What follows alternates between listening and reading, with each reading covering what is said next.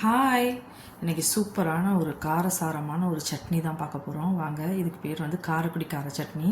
ஒரு 10 பல்லு பூண்டு எடுத்துக்கோங்க, ஒரு கோலி குண்டு அளவுக்கு புளி எடுத்துக்கோங்க, ஒரு 10 வரமிளகா, அந்த மாதிரி போட்டு நம்ம காரம் எப்படி இருக்குன்றதை பொறுத்து போட்டு நல்லா கிரைண்ட் பண்ணிக்கோங்க. இந்த மாதிரி கிரைண்ட் பண்ணிட்டு சின்ன வெங்காயம் இருந்ததுன்னா என்னோட ஒரு 10-15 வெங்காயம் போடலாம். நான் என்கிட்ட இல்லை, அதனால் பெரிய வெங்காயம் ஒன்று போட்டேன்.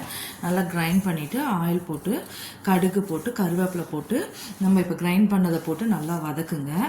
கடுகு கருவேப்பிலையோடு போட்டு நல்லா வதக்குங்க. கொஞ்சம் நல்லா எண்ணெய் பிரிஞ்சு வர டைமில் நல்லா அந்த ஜாரை கழுவி அதில் ஊற்றிடுங்க. தண்ணி நல்லாவே ஊற்றி நல்லா கொதிக்கிட்டோம். நெக்ஸ்ட் வந்து ஒரு 2 தக்காளி எடுத்து நல்லா கிரைண்ட் பண்ணி பேஸ்ட் பண்ணிக்கோங்க. நல்லா பியூரி பண்ணிக்கோங்க. பண்ணி அதையும் இந்த கிரேவியோடு ஆட் பண்ணி நல்லா கொதிக்க விடுங்க. நல்லா கொதிக்கணும்.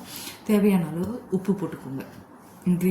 சட்னிக்கு எவ்வளோ தேவையோ அந்த அளவுக்கு உப்பு போட்டுக்கோங்க. நல்லா கொதிக்கட்டும். கொதித்ததுக்கப்புறம் கொஞ்சம் எண்ணெய் பிரிஞ்சா மாதிரி தெரியும் உங்களுக்கே. பிரிஞ்சோன்னா ஆஃப் பண்ணிவிடுங்க. இது இட்லி தோசையோடு அவ்வளோ சூப்பராக இருந்தது. ரொம்ப காரசாரமாக புளிப்பாக ரொம்ப டேஸ்டியாக இருந்தது. நீங்கள் ட்ரை பண்ணி பாருங்கள். ரொம்ப ஈஸியான சட்னி தான்.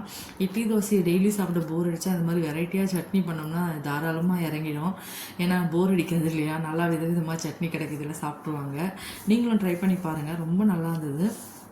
நானும் ட்ரை பண்ணேன். ரொம்ப நல்லா இருந்தது. இது எல்லாத்தையுமே நல்லாயிருக்கும்னு நினைக்கிறேன். பஜ்ஜி, போண்டா, வடை எல்லாத்துக்குமே ரொம்ப நல்லா சூட் ஆகும். நீங்கள் ட்ரை பண்ணி பாருங்கள். நல்லா கொதிச்சிச்சுன்னா நல்லா கலர் மாதிரி எண்ணெய் பிரிஞ்சு வரும். செம்ம டேஸ்ட்டாக இருந்ததுங்க.